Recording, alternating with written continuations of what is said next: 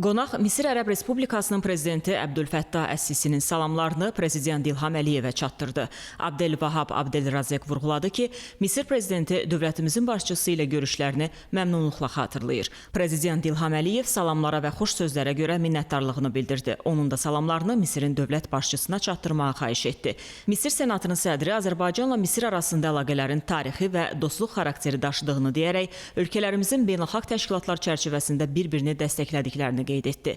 Dövlətimizin başçısı prezident Əbdülfəttah Əs-Sisinin Azərbaycana, özünün isə Misirə səfərini, bu səfərlər çərçivəsində Misir prezidenti ilə görüşlərini və apardığı müzakirələri məmnunluqla xatırladı. Görüşdə əlaqələrimizin inkişafında iki ölkənin qanunverici orqanlarının əməkdaşlığı və parlament nümayəndə heyətlərinin qarşılıqlı səfərlərinin mühüm rola malik olduğu vurğulandı. Söhbət zamanı Azərbaycanla Misir arasında iqtisadi, ticari, mədəni, humanitar əlaqələrin inkişaf perspektivlərinə dair fikir mübadiləsi aparıldı.